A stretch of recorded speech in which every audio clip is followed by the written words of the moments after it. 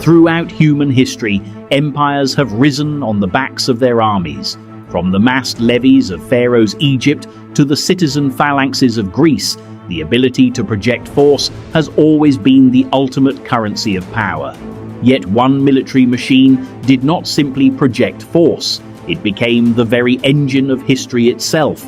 To understand the Roman Empire, its impossible scale and its terrifying longevity, is to understand the instrument that built it, the Roman legion. But this is not a story of heroic individuals fighting for glory. It is a story of a system designed to replace courage with certainty and to transform a man's primal fear of death into a greater fear of his own comrades. It began on the banks of the Tiber, a single fortified trading post in a land of hills and warlike tribes. According to tradition, the city of Rome was founded in 753 BC, an insignificant speck in a world dominated by the Etruscans to the north and the Greek colonies to the south. From this single point on the map, over the course of approximately 7 centuries, a territorial monster would emerge that stretched from the mist-shrouded walls of Hadrian's Wall in northern Britannia to the sun-baked sands of Syria, from the Atlantic coast of Hispania to the Black Sea shores of Dacia. How did a city-state, surrounded by enemies, conquer the known world? How did a farmer from the hills of Latium become the master of the Mediterranean in a span of time that in the grand scope of history is little more than the blink of an eye?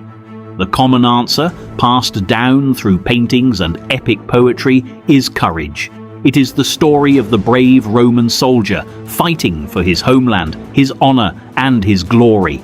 But what about the moments when courage failed? What about the nights before a brutal assault against a Gallic stronghold, or the long, desperate hours watching a horde of barbarians amass on the horizon? Courage is a finite resource, a flickering flame that can be extinguished by exhaustion, hunger, and the sheer, overwhelming reality of violent death. A system built on courage alone is a system built on sand. The Romans understood this with a cold, pragmatic clarity that set them apart from every power that preceded them. They did not build an army of heroes, they built a machine of terror.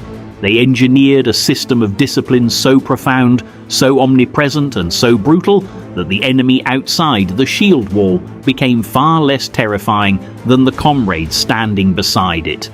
In this documentary, we will use the latest tools of historical analysis to dismantle this machine.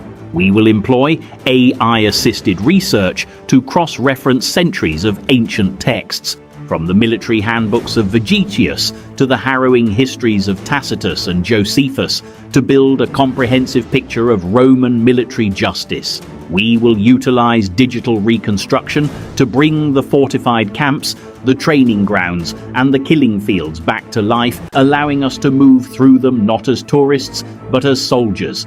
We will walk the Viae Sagulares, the camp streets, and stand in the Principia, the headquarters, feeling the weight of the imperial war machine. Through archaeological findings, the weapons recovered from mass graves at sites like Calcaries, site of the Varian disaster, the inscriptions on tombstones along the Rhine, the layout of fortresses like Inchtuthil in Scotland, we will anchor our story in the physical reality of the Roman presence.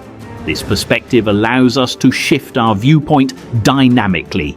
We will rise above the Italian peninsula to see the strategic network of roads and walls that bound the empire together.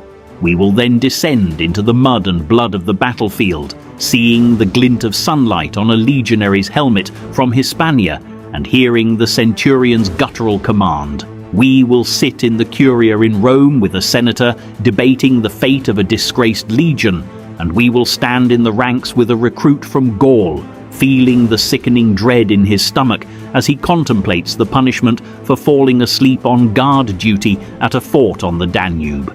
Our journey will take us from the early Republic, where discipline was a matter of survival for a small city-state, to the late Empire, where it became a tool of control for a vast multicultural state.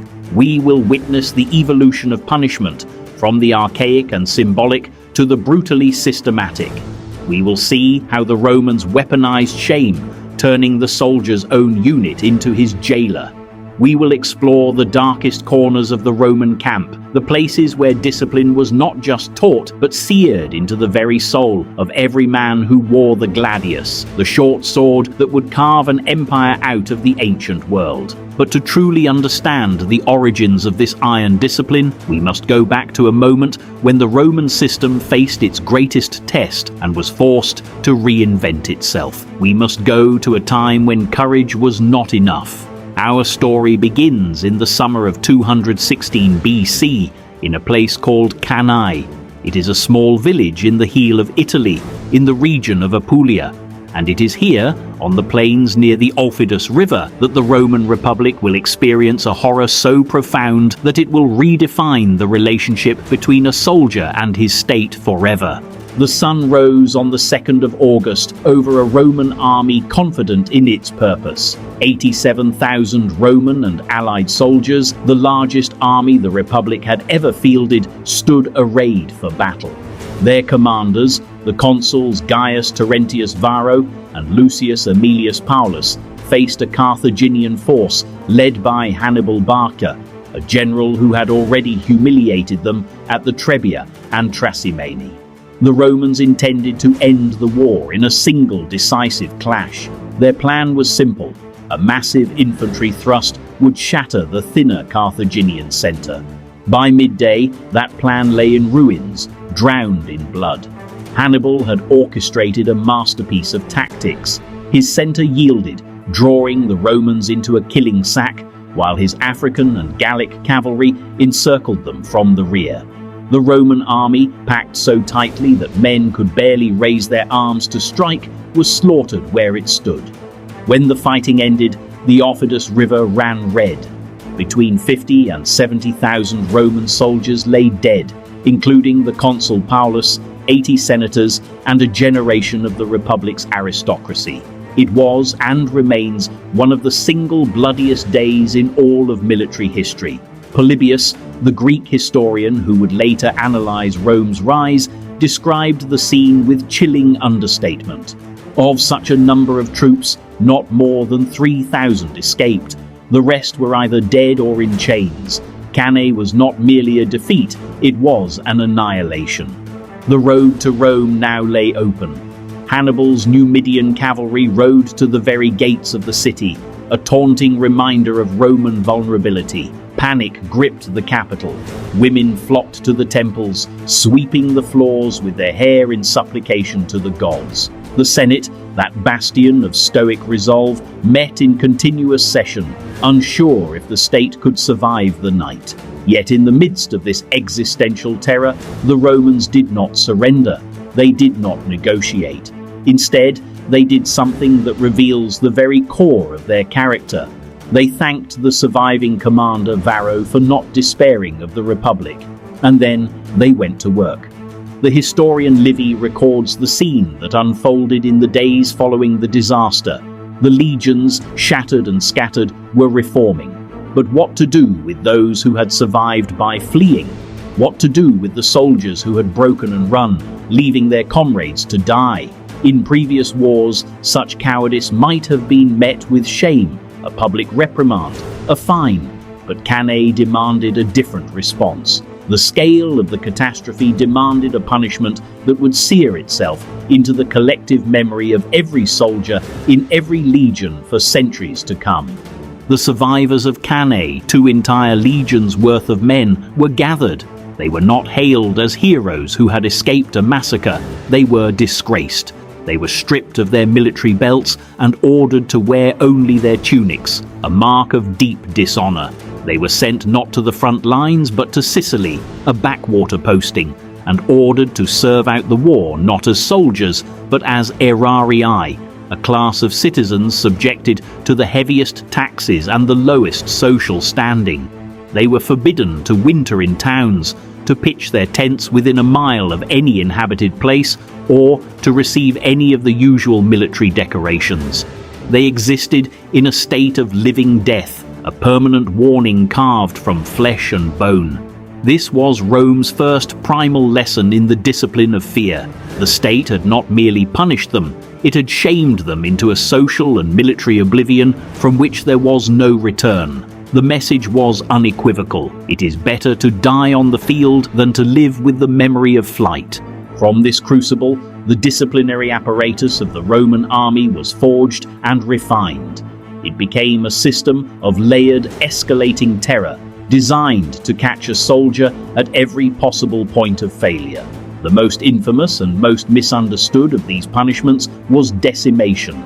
The very word has entered our language as a synonym for destruction, but its reality was far more psychologically complex.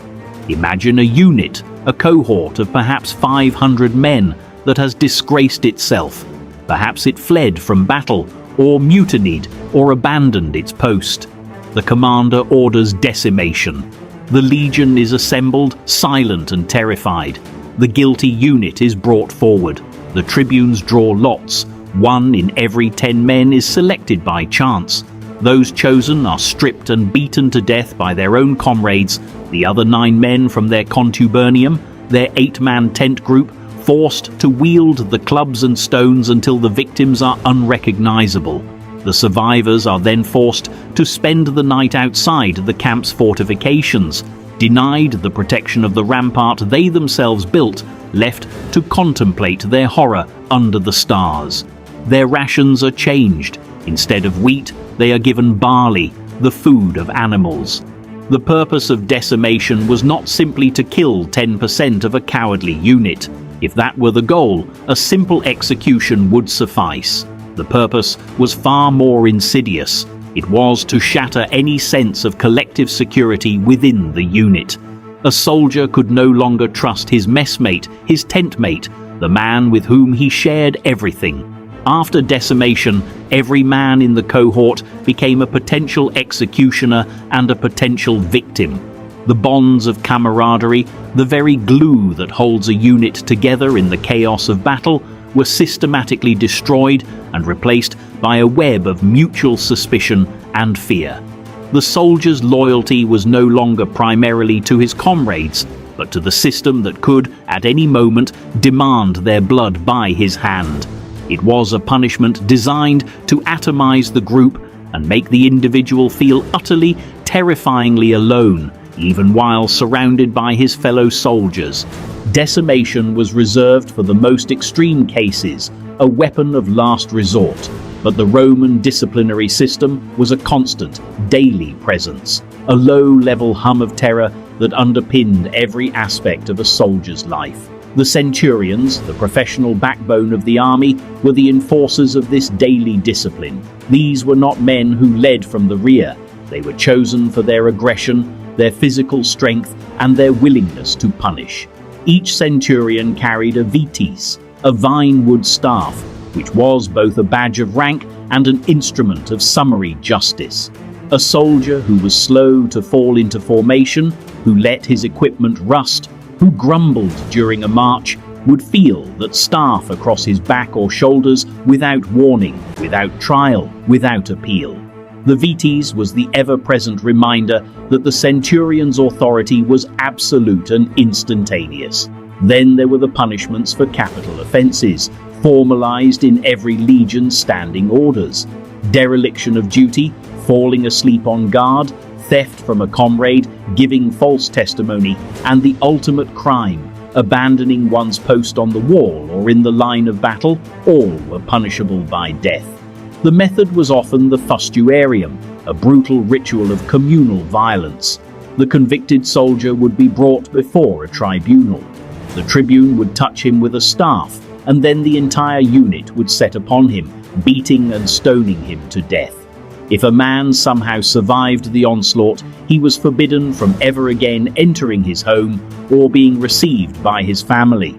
He was, in the eyes of Rome, already dead. Archaeology provides grim testimony to this reality. Excavations of Roman forts along the frontiers, from Vindolanda in northern Britain to the Limes in Germany, have uncovered the remains of soldiers buried in unmarked graves, sometimes outside the official cemeteries. Forensic analysis of some skeletons reveals injuries consistent with blunt force trauma. the kind of systematic beating inflicted during a fustuarium. In the Roman military mind, there was no disgrace in a soldier's death in battle. It was the highest honor. But a death at the hands of one's own comrades was a damnation, an erasure from the collective memory of the unit and the state. The Roman army buried its honored dead with inscriptions, with grave goods, with markers of their service. The victims of the fustuarium were simply buried, nameless, a final act of exclusion that reinforced the ultimate consequence of failure. This system of terror was not a sign of weakness or barbarism. It was a calculated, rational response to the challenges of commanding a pre-industrial army spread across thousands of miles. A commander on the Rhine could not appeal to the patriotism of a soldier recruited in Syria. He could not rely on a shared language or culture to bind his men together. What he could rely on was fear. The Roman military discipline created a portable psychological landscape. Wherever a legion marched, from the forests of Germany to the deserts of Mesopotamia, the same rules applied, the same punishments awaited, the same vine staff was ready to strike. A soldier knew with absolute certainty that his life depended not just on his skill with a sword, but on his ability to conform to a system that punished every deviation with brutal finality. This brings us to a final critical question. If the Roman soldier was driven by such overwhelming fear, how did he ever find the courage to stand in the line, to face a charging Gallic warrior or a Parthian arrow storm? The answer is the very genius of the system. The Romans understood that fear could be engineered to produce its opposite. The terror of punishment, the certainty of death at the hands of his own comrades became the very foundation of the soldier's courage. The shield wall held not because every man was brave, but because every man was more afraid of the alternative. The fear was not eliminated, it was redirected, focused, and weaponized against the enemy. The soldier on Hadrian's wall, shivering in the northern mist, was not a hero in the traditional sense. He was a product of an unforgiving system. A man who knew that his best chance of survival, his only path to an honorable discharge and a plot of land in retirement lay in absolute obedience. He fought because he had been trained to fight until his body gave out. He stood because he had been conditioned to believe that standing was his only option. He was courageous because the state had systematically stripped him of the ability to be anything else. To walk the Via Appia, that great artery of the Republic, is to walk in the footsteps of legions bound for war. To stand in the Forum of Timgad in North Africa is to stand in a city built by veterans who had survived the system, and to gaze upon the haunting empty silence of the limes in the Romanian countryside is to witness the final frontier where this machine of fear met its ultimate test. The Roman Empire was not built by men without fear. It was built by men who had been taught through a millennium of brutal, unyielding discipline to fear their own standards more than any enemy. And it is in the scorched earth of Cannae, on that terrible day in August of 216 BC, that this terrifying transformation truly began. The location is Cannae, Italy. The date is August 2nd, 216 BC, and the Roman army is about to die so that the Roman war machine can be born.